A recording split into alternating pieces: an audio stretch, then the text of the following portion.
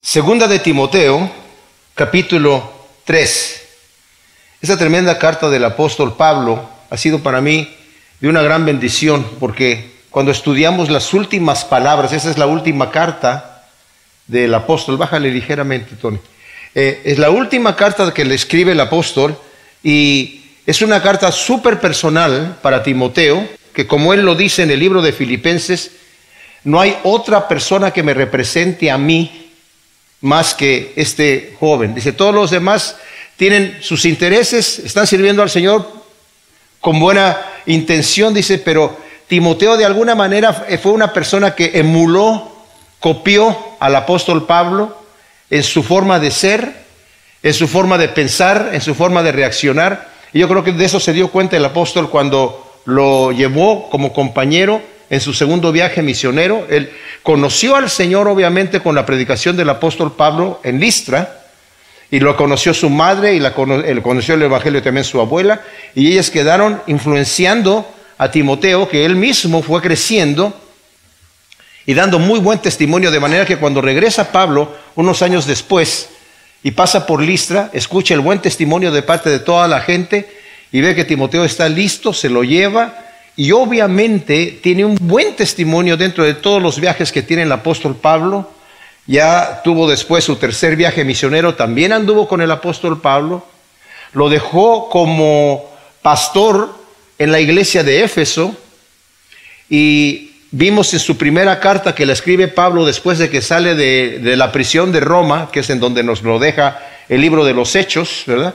Y sale aproximadamente en el año 63, al fines del 63 o principios del 64, y se va a Macedonia. Están unos 3 años en libertad, porque en el año 64, en julio del 64, Nerón incendia Roma, y en octubre del 64 le echa la culpa a los cristianos y empieza la gran persecución a los cristianos, estando Pablo todavía en libertad, pero eventualmente lo apresan. Para el año 67 llega nuevamente a la prisión y es declarado culpable ahí y ejecutado. En esa misma época, Pedro también está preso y también es declarado culpable y también es ejecutado en el mismo año que el apóstol Pablo es ejecutado. Y también el apóstol Pedro, conviene leer su segunda carta porque también son sus últimas palabras importantísimas, pero la de él es universal, está dirigida a todos. Esta está dirigida a Timoteo de una forma personal, porque Pablo está enfocado en este joven pastor que sabe que es el que va a llevar la batuta con el ministerio que tenía Pablo hacia los gentiles. El Señor lo preparó de una manera súper especial a Pablo, habiendo sido un fariseo fanático, celoso de la ley, convertido al evangelio, instruido personalmente por Cristo Jesús acerca del evangelio de la gracia, como él mismo da testimonio. Porque no había forma que el apóstol Pablo pudiera empezar a predicar a los gentiles si no hubiera tenido una revelación especial de parte de Dios. Porque ni aún Pedro, que fue el primero que le predicó a los gentiles, el primero en la casa de Cornelio, tenía esa visión que tenía el apóstol Pablo, de ser un fanático fariseo. Pedro no era un fanático fariseo, ni siquiera un fanático judío. Pablo sí, a ser el apóstol de los gentiles. Timoteo es algo parecido porque su padre era griego y su madre judía. Entonces él observaba obviamente las costumbres judías por parte de la educación de su madre, pero tenía la educación griega también. Pablo lo circuncidó no por querer guardar la ley, porque él ya pensaba que eso ya había pasado, era un símbolo, pero lo hizo para que Timoteo tuviese la oportunidad de predicar tanto a los judíos, como lo hacía el apóstol Pablo, como a los gentiles como lo hacía el apóstol Pablo. Entonces, en su primera carta a Timoteo le da varias instrucciones personales, pero también le da unas instrucciones acerca de la iglesia. Sobre todo esa carta, la primera de Timoteo, es cómo tú como pastor debes dirigir la iglesia, pero tienes que dar ciertas instrucciones. Esta carta tiene que ser leída ante la congregación, en donde ellos sepan que tú eres el pastor, que tienes mi autoridad, que tienes la autoridad no solamente mía, sino de parte de Cristo Jesús, que no te menosprecien por ser joven. Pero esta segunda carta Pablo le escribe ya desde Roma, cuando está preso, sabiendo que va a ser ejecutado, y son sus últimas palabras a Timoteo. Qué especial.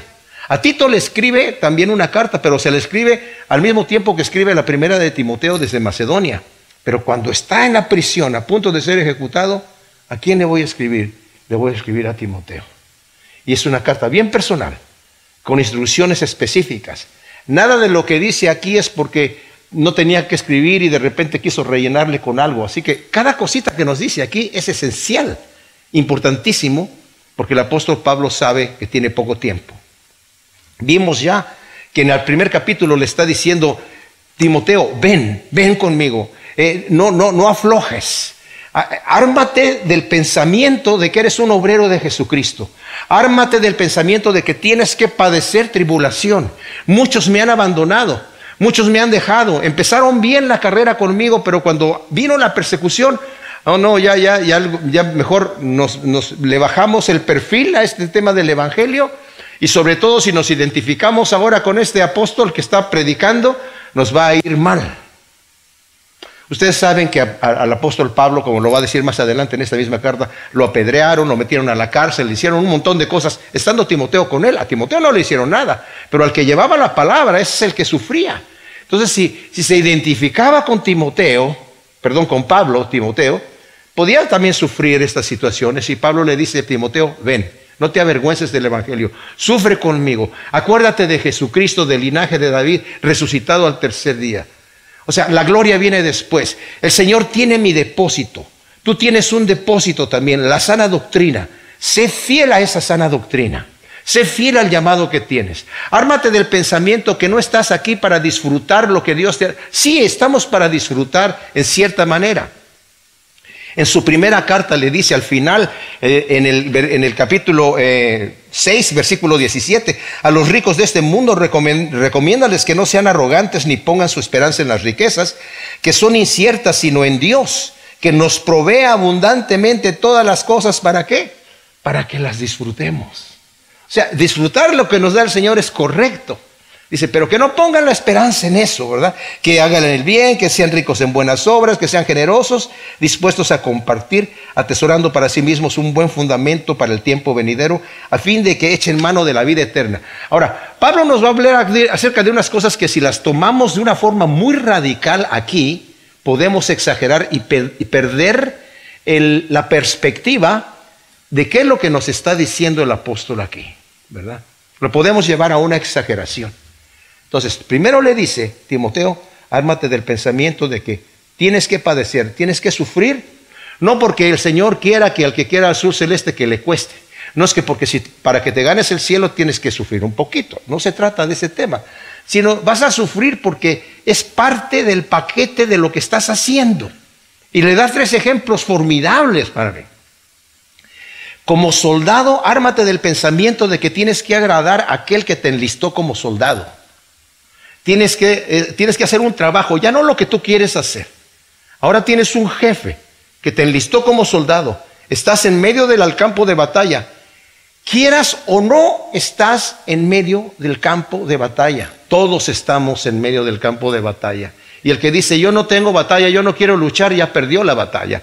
Pero la batalla está ahí. El apóstol Pablo nos dice en la epístola de los Efesios que no tenemos lucha contra carne ni sangre, sino contra principados y potestades de las tinieblas. Esto lo debemos de llevar nosotros a todos los conflictos que tenemos entre personas, con el jefe, con el empleado, con el amigo, con el vecino, con el esposo, con la esposa. No es lucha contra carne y sangre, con los hijos, con los padres, sino entre principados y potestades de las tinieblas. Tenemos que reconocer el terreno de guerra. Dice, pero tú como buen soldado, Agrada al que te enlistó como soldado. Hay partes en donde Pablo habla acerca de la batalla y dice, la tenemos que ganar. Tienes que saber defenderte. En Efesios dice, ponte la armadura. Tienes la espada del evangelio, tienes cómo defenderte, tienes cómo luchar, tienes cómo agredir. Aquí Pablo no se enfoca en la guerra para ganarla, se enfoca en la guerra para someterse al que nos enlistó. Esta guerra, ahora Pablo le dice, vas a sufrir porque es parte del paquete. Ahora tienes que seguir las órdenes del que te enlistó. Eso es lo primero que tienes que enfocarte en esto. Por eso le está diciendo, sufre como buen soldado de Jesucristo.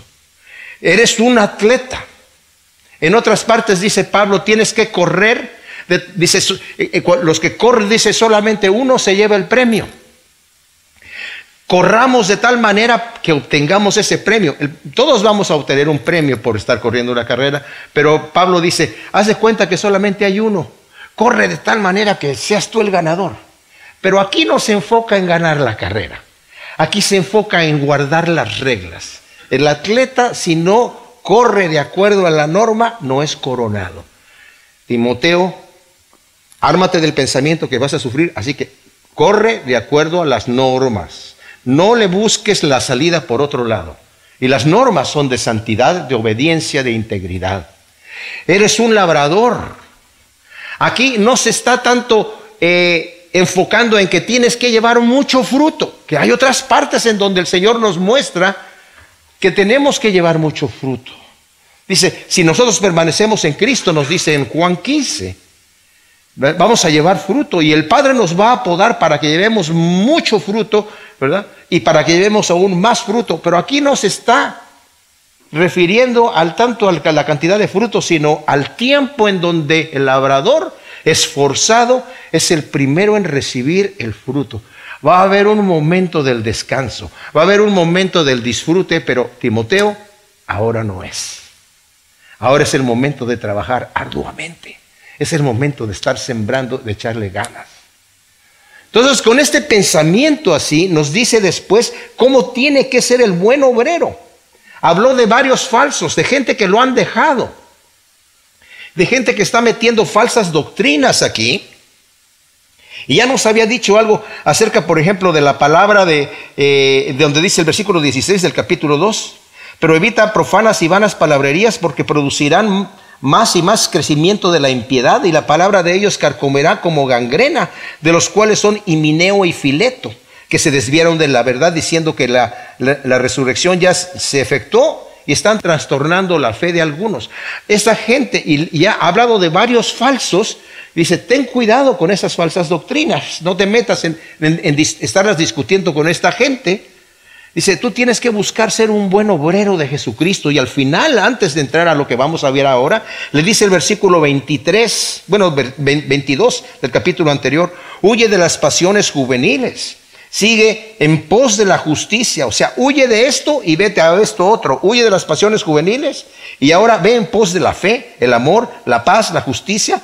Para los que con corazón puro invocan al Señor, evita las controversias necias y insensatas, sabiendo que engendran contiendas, porque un siervo del Señor no debe ser contencioso, sino amable con todos, apto para enseñar, tolerante, que con mansedumbre corrija a los que se oponen, por si quizá Dios les conceda el arrepentimiento, conducente al conocimiento pleno de la verdad, y vuelvan en sí y escapen del lazo del diablo en que están cautivos a voluntad de él.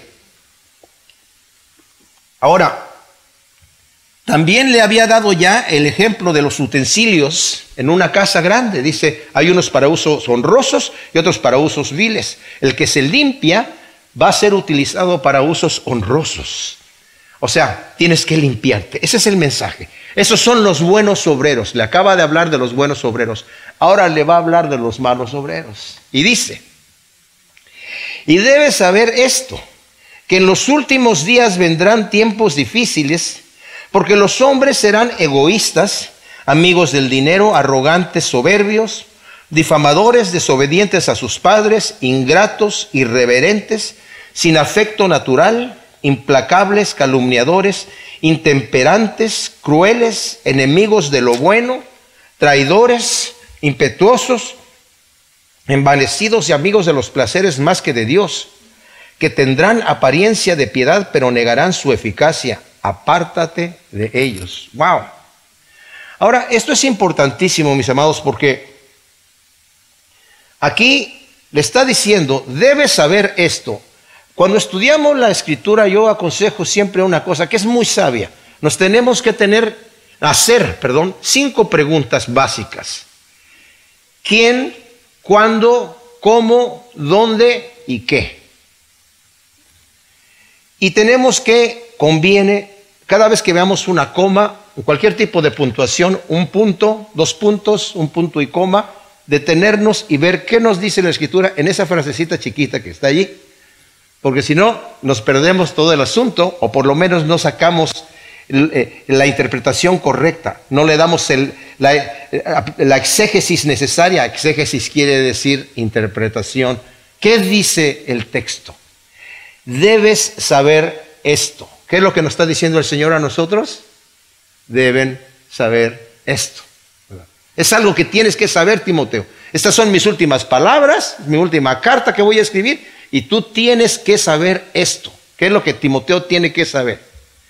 Dice ahí que en los últimos días vendrán tiempos difíciles. Ahora, debes saber esto porque es importante. Dice aquí, en mi escritura, en mi Biblia, dice, en los postreros días van a venir tiempos difíciles. Ahora, en tiempos postreros debe de ser, en tiempos postreros, o, como dice aquí, en últimos días vendrán tiempos difíciles. ¿Por qué digo esto? Porque yo he escuchado interpretaciones de que, ¿cuáles son los últimos días? Pues mucha gente dice, pues estamos viviendo ya en los últimos días. Cada que la Escritura dice los últimos días, se están refiriendo a tiempos del fin, escatológicos, tiempos últimos antes de que el Señor venga y monte su reino aquí sobre la tierra. En el griego no existe el artículo los. Literalmente dice, debes saber esto, que en últimos días vendrán tiempos difíciles. ¿Cuáles son estos últimos días entonces? De veras, Timoteo debe saber que en los últimos días vendrán tiempos difíciles. ¿Qué le importa a Timoteo si en los últimos días, ya en la época antes de que venga el Señor, van a venir tiempos difíciles? Ok, Pablo, está bien que yo sé que van a venir tiempos difíciles, pero yo debo saber esto, que cientos y cientos y cientos de años después van a venir esto. O sea, si, no sabían ellos cuándo iba a venir el Señor y cuándo iban a ser estos tiempos difíciles, pero no se está refiriendo a momentos escatológicos de un futuro antes de que el reino del Señor venga aquí, porque eso para qué le interesa a Timoteo. Es más, si estas personas van a venir hasta los últimos tiempos, ¿por qué le dice en el versículo 5, apártate de ellos? ¿Por qué se va a apartar? ¿Por qué se tiene que apartar Timoteo de personajes que van a venir cientos de años después? ¿Verdad? No, aquí se está refiriendo a los tiempos que se refiere al presente, al presente que en este momento está sucediendo, en donde él tiene que saber. Miren, por ejemplo, para dar un ejemplo de esto, la primera de Timoteo 4:1 dice, pero el Espíritu dice claramente que en los postreros tiempos apostatarán de la fe algunos, escuchando a espíritus engañadores y doctrinas de demonio, que por la hipocresía de mentirosos que han sido cauterizados en su misma conciencia prohibirán casarse. Y todo está diciendo una serie de situaciones que van a venir en los postreros tiempos. Tampoco se está refiriendo a los tiempos ya del fin del mundo, sino en postreros tiempos, no en los tiempos escatológicos.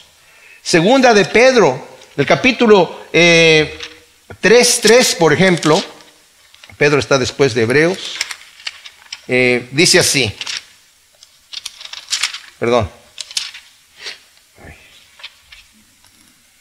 conociendo primero esto, que en los postreros días vendrán burladores andando según sus propias concupiscencias y diciendo, ¿dónde está la promesa de su advenimiento? Pues desde que durmieron nuestros padres todo permanece igual desde el principio de la creación. También se está refiriendo Pedro en estos postreros días.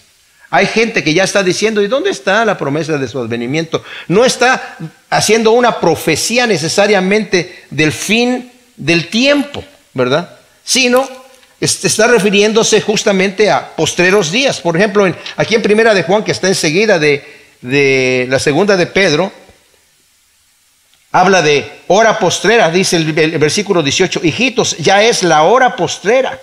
Y según habéis oído que el anticristo viene, así han surgido ahora muchos anticristos, por lo cual sabemos que es la hora postrera. No se está refiriendo a la hora final escatológica, está diciendo, sabemos que ahora, dice Juan, es la hora postrera. O sea, es el tiempo que estamos pasando ahora.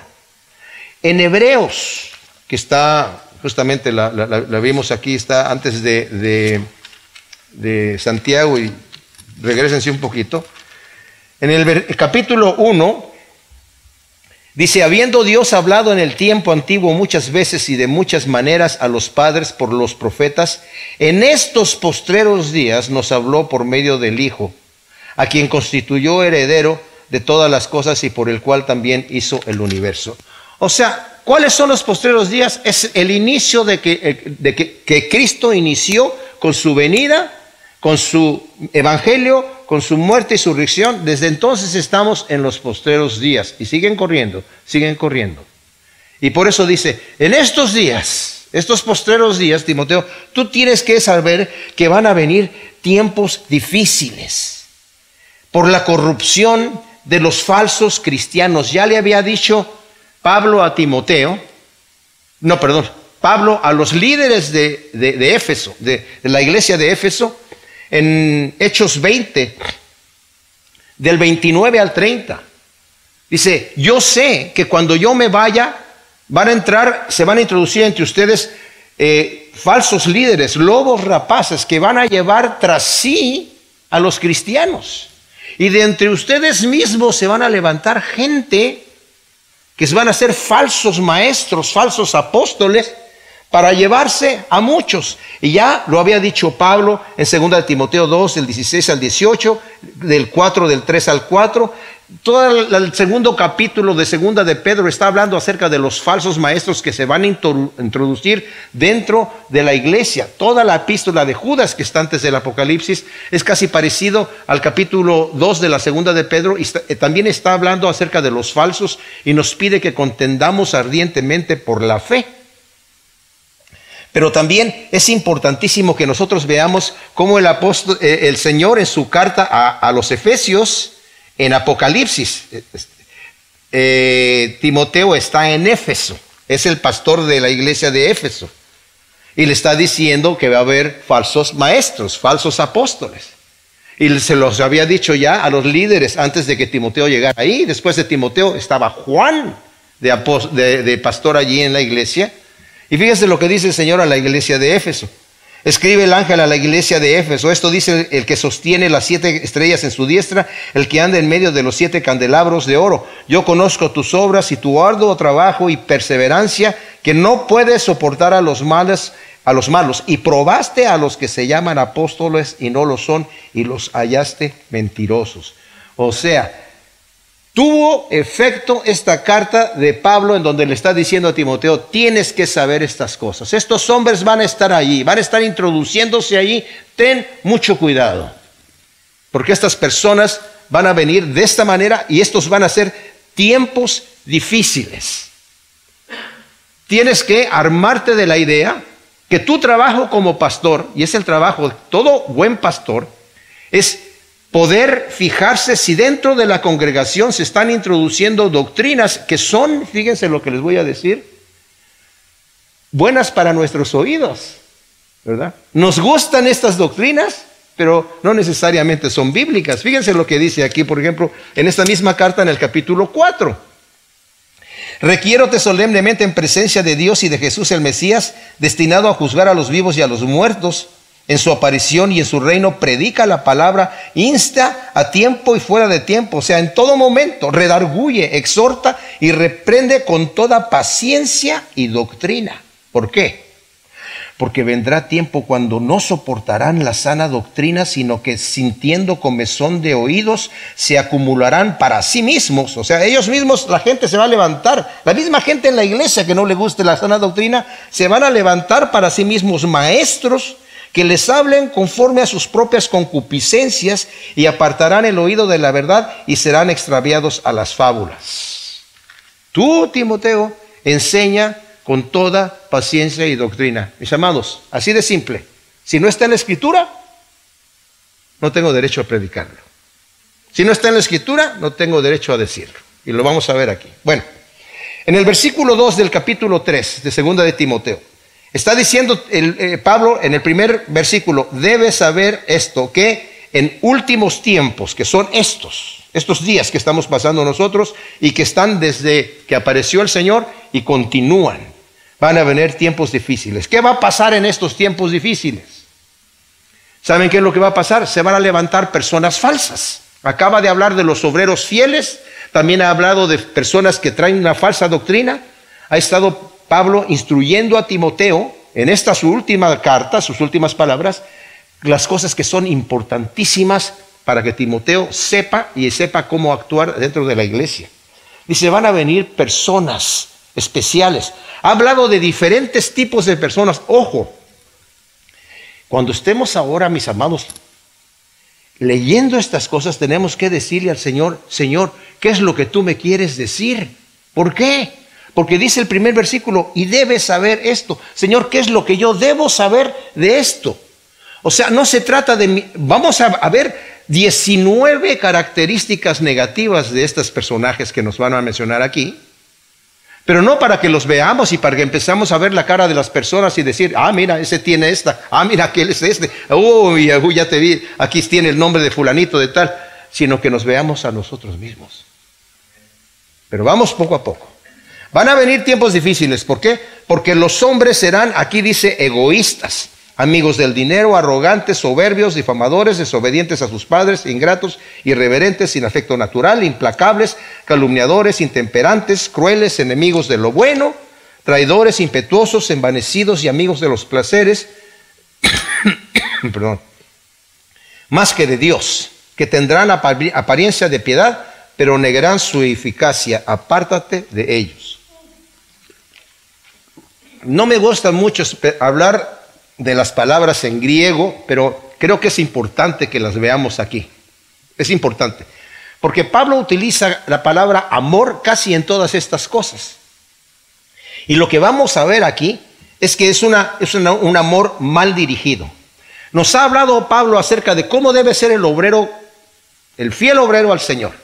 Y un versículo que expliqué en el estudio anterior, pero que lo quiero recalcar, está en el capítulo anterior, el capítulo 2, versículo 19, donde está hablando primero de los falsos que han estado allí en Éfeso, que están allí, pero dice, sin embargo, el fundamento de Dios se mantiene firme, teniendo este sello. Conoció el Señor a los que son suyos y apártese de iniquidad todo el que pronuncie el nombre de Cristo. O sea, el Señor ya sabe cuáles son suyos, pero tiene que apartarse de iniquidad todo aquel que nombra el nombre de Cristo. Y ahora nos está hablando de los falsos.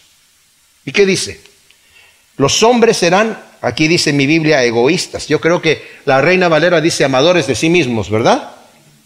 Es la traducción correcta.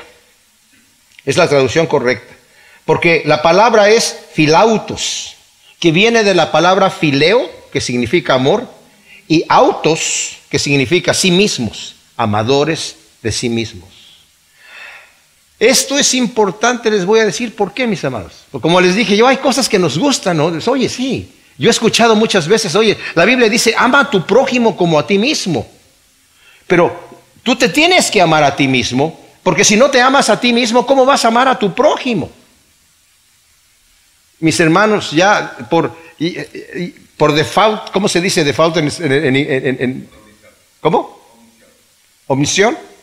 Bueno, por omisión. Ya nosotros ya estamos programados para amarnos a nosotros mismos. No nos lo tienen que enseñar. Nadie dice, me odio, me odio, me odio. Aunque lo diga, lo está diciendo con amor, ¿verdad? Pero escuchamos eso. Ámate, ámate, consiéntete, regálate. Porque lo escuchamos afuera, pero está aquí. No, el Señor no quiere que nos demos golpes de pecho, ni que andemos de rodillas diciendo, ay, me odio, me odio, me odio. No, pero yo me voy a amar a mí mismo, pero bajo los parámetros del Señor. ¿A qué voy? Cuando el Señor me dice, El que quiera venir en pos de mí, niéguese a sí mismo, tome su cruz y sígame. No me dice, vete a un monasterio y date de latigazos en la espalda. Porque también dice, el que quiera ganar su vida, la perderá. Pero el que pierda su vida por causa de mí, la hallará. No te hagas tesoros en la tierra donde el orín y el corrompe, ¿verdad? O los ladrones se los pueden robar. Haz tesoros en el cielo. Al fin de cuentas, sí me estoy amando a mí mismo porque yo quiero tesoros en el cielo. Pablo le acaba de decir aquí al Señor, a Timoteo en esta misma carta en el capítulo 1, versículo 12, por causa de lo cual padezco estas cosas, pero no me avergüenzo. Estás padeciendo estas cosas, ¿por qué no te avergüenzas? Porque yo sé a quién he creído y estoy persuadido que Él es poderoso para guardar mi depósito, mi tesoro, el galardón que tengo, lo tengo para mí. O sea que al final sí me amo, pero bajo los parámetros de Dios. Pero estos hombres son amadores de sí mismos sobre el amor de Dios. Yo primero yo, después yo y por último yo, ¿verdad? Y este título de amadores de sí mismos cubre todo el resto de lo que vamos a ver aquí. Porque dice, son amadores de sí mismos, son amigos del dinero. Otra vez, la palabra es filagros, tiene la raíz fileo de amor y agros, dinero, amadores del dinero. No que el dinero sea malo, pero el amor desmedido por el dinero está por encima de Dios, ¿verdad? Porque todos queremos de alguna manera tener un bienestar económico. No se trata de aborrecer el dinero. Como el Señor nos lo dice acá al final del capítulo 6 en Primera de Timoteo. Dice, nada trajimos al mundo y nada podemos sacar, desde el versículo 7. Así que teniendo sustento y abrigo estamos contentos con esto. Estoy en Primera de Timoteo 6. Versículo 9, pues los que quieren ser ricos caen en tentación y trampa de muchas codicias insensatas y dañinas, las cuales hunden a los hombres en destrucción y perdición, porque raíz de todos los males es el amor al dinero, el cual codiciando algunos se descarriaron de la fe y se traspasaron a sí mismos de muchos dolores. Entonces, ¿qué? ¿Debo aborrecer el dinero? No, porque también dice en este mismo capítulo, versículo 17, a los ricos de este mundo recomiéndales que regalen el dinero. No, que no sean arrogantes ni pongan su confianza en las riquezas que son inciertas, sino en Dios, quien nos provee abundantemente. ¿De qué? De dinero también, de todas las cosas para que las disfrutemos. Entonces, no es que el dinero sea malo, pero cuando ese viene a ser mi primera prioridad, ya salí de donde debo estar. Segundo, arrogantes, dice aquí, con ostentación, vanagloriosos.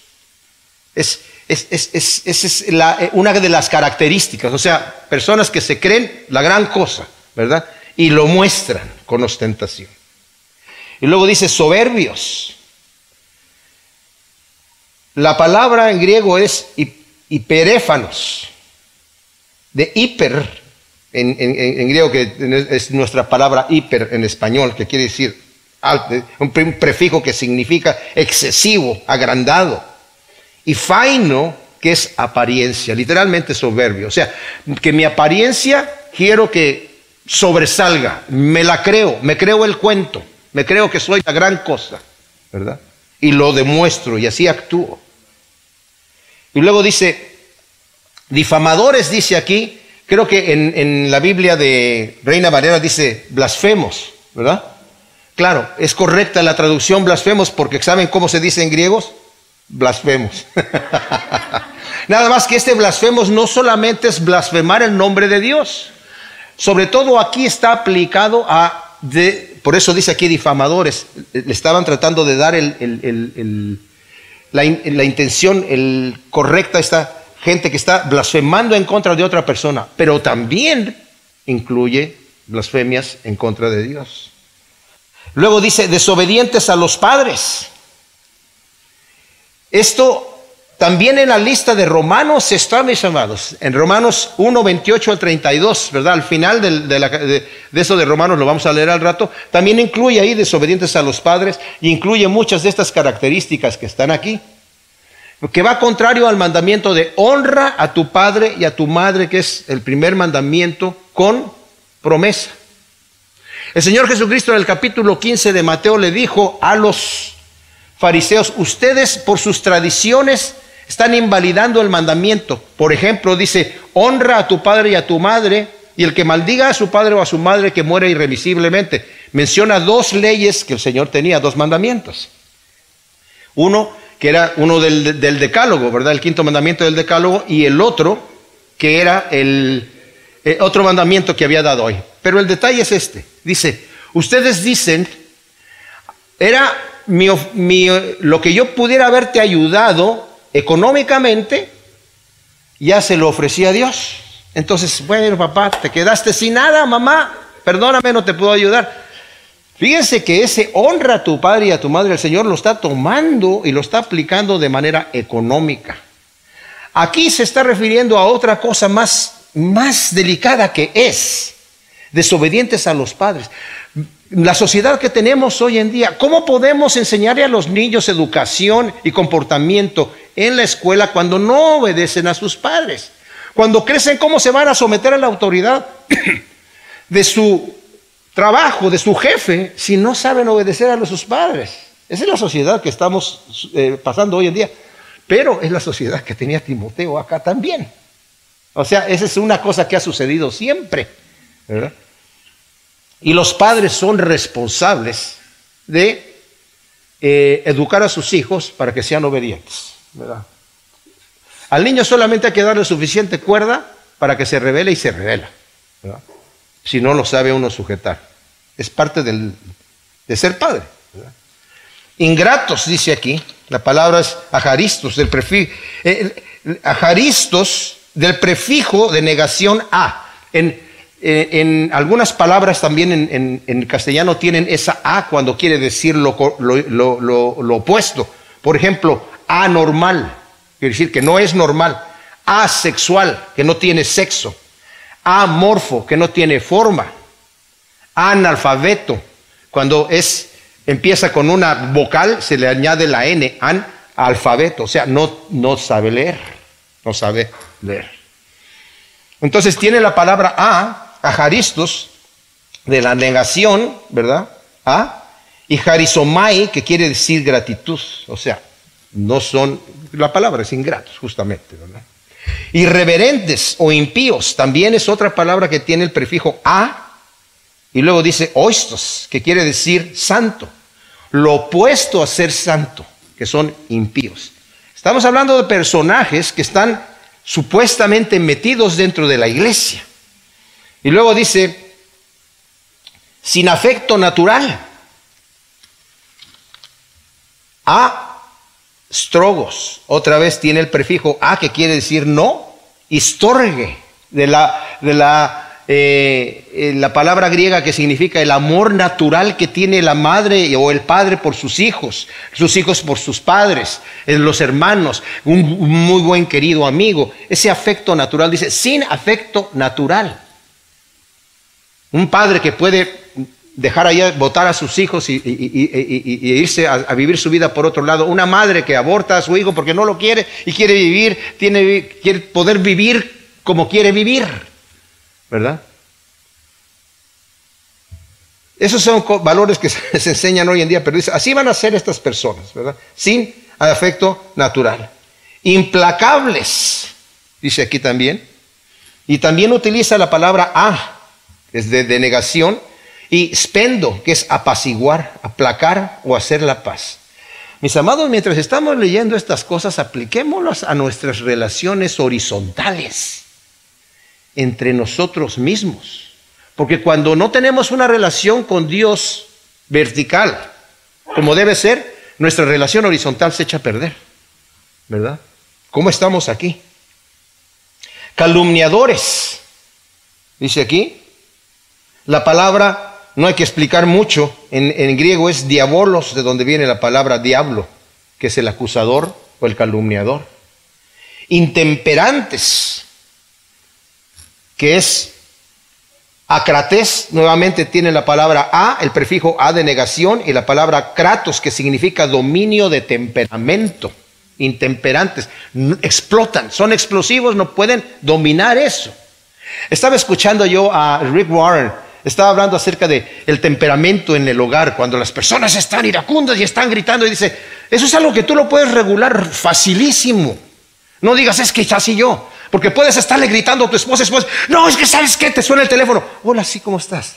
Ajá, sí, hace mucho tiempo que no. No, bien, gracias a Dios. Sí, bueno, ok, muy bien. ¿Sabes lo que te dije? Y otra vez llegas ahí, se te sale otra vez el diabolos por allí. Wow. Crueles, anémeros, del prefijo de negación a, y émeros, que quieren decir manso o amable. O sea, lo opuesto a ser amable. Yo puedo tratar muy bien a la gente en la iglesia, ¿verdad? Pero si mi esposita me pone, ¿por qué reacciono de una manera así? Maridos, no creo que a ninguno de ustedes maridos su esposa le ha dicho, tú no le harías así a algún amigo tuyo, ¿verdad? Yo creo que jamás ha sucedido en el hogar. Bueno. Enemigos de lo bueno. Afilágatos, que viene nuevamente del prefijo de negación a, que es lo no. Filagatos, que significa amante de lo bueno, o sea, opuesto a amar lo bueno. Fíjese, esto de amigos de lo bueno, enemigos de lo bueno, o poder hacer amigo de lo bueno, se está refiriendo a virtudes. Virtudes de poder controlar el temperamento, virtudes de poder perdonar, virtudes. Yo en un tiempo en mi vida pensé, cuando recién era cristiano, que era imposible que las virtudes cristianas, las virtudes en general, pudieran producir placer, por ejemplo. Es más bienaventurado, dijo el Señor, o sea, te va a producir más gozo dar que recibir. Dije yo, momento. Si alguien me va a dar $100, o yo le voy a dar $100 a algo, ¿voy a sentir mejor si yo doy $100 o si me dan $100? ¿Será? ¿Verdad? Si al que te pida, dale. Al que quiera tomar de ti prestado, no, al que te pegue en una mejilla, pon la otra. Espérame, Señor. ¿Verdad? Pero saben, les digo una cosa. No lo podemos disfrutar hasta que lo practicamos. Cuando lo empezamos a practicar, a perdonar el agravio, a tragarse el trago, a callarse la boca, a poner la otra mejilla, a ayudar al necesitado, entonces es cuando vemos eso. De otra manera, somos enemigos de lo bueno, pero cuando empezamos a seguir las instrucciones del Señor, vamos a ver que hay un fruto en nuestro corazón. Tremendo, ¿verdad? Traidores, como Judas Iscariote, impetuosos, que se precipitan inflexiblemente con manifestaciones de ira o insultos. ¡Wow! Y a mí me está calando estas cosas, mis hermanos. Envanecidos, orgullosos, agrandados, que se creen superior a los demás. Amigos de los placeres más que de Dios. Amadores literalmente de los placeres. Fileidonos, o sea, del fileo, del amor, y de floteos, el placer. No que el placer sea malo, pero cuando yo lo amo más que a Dios, y cuando digo, no, primero es esto, Señor, y después lo demás. O sea, hay gente que dice, ¿saben qué? Yo sí me gusta el cristianismo, pero hay cosas que no me gustan. Y casi como que estamos diciendo, mira, si Cristo puede entrar dentro de mi mundo agregado, pero que no me quite esto, y mientras yo pueda hacer esto y pueda disfrutar, Cristo está bien aquí, está bien, es que parte del buffet, ¿verdad? Pero no puede funcionar así la vida cristiana. Tiene que ser o todo o no soy nada, ¿verdad? Voy a ser amigos de los que tendrán apariencia de piedad. Actuarán como religiosos, literalmente dice la Nueva Traducción Viviente, como cristianos verdaderos. Los vas a ver en la iglesia y vas a decir, wow, cómo ora, cómo me saluda, ¿sí? O sea, de todo, parece perfecto. Tienen apariencia de piedad, pero negarán su eficacia a la palabra dunamis, pero no tendrán el poder de Dios. Tendrán apariencia de que son cristianos. Piedad significa, en inglés es godly, que tienen apariencia de ser como Dios, pero niegan el poder de Dios en su propia vida. Dice Pedro, les prometen libertad y ellos mismos son esclavos de corrupción. Wow. ¡Auch! ¡Ay, ay, ay! Negarán la eficacia de ellas.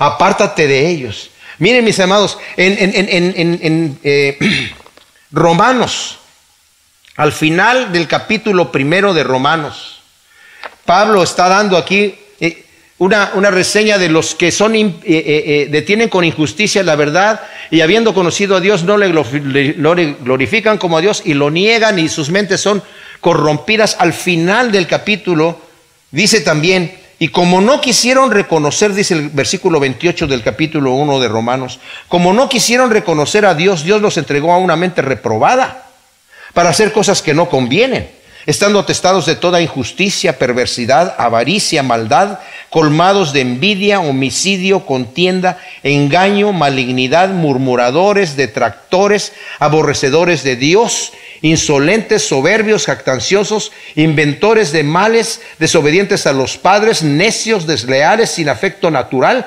despiadados, quienes habiendo entendido el pronunciamiento de Dios, que los que practican tales cosas son dignos de muerte, no solo las hacen, sino que también se complacen con los que las practican. Son casi muy parecida a la lista, ¿verdad? La gran diferencia es que estos personajes de Romanos no se dicen cristianos, niegan la verdad. Estos tienen la apariencia de piedad, pero niegan el poder de Dios en sus vidas. Están dentro de la iglesia, vienen a la iglesia, están en la iglesia, son la cizaña de la iglesia.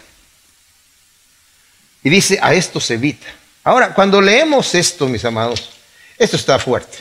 Yo creo que no vamos a avanzar mucho, vamos a llegar aquí porque lo que yo quiero con el pensamiento que quiero terminar aquí, porque esto me llama la atención, ¿verdad?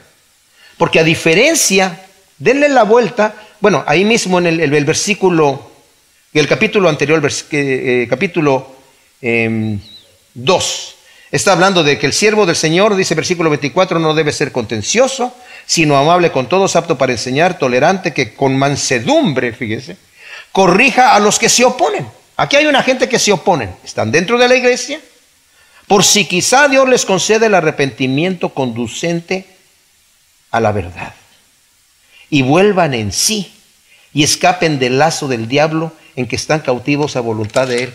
Aquí no dice eso, aquí dice apártate de ellos.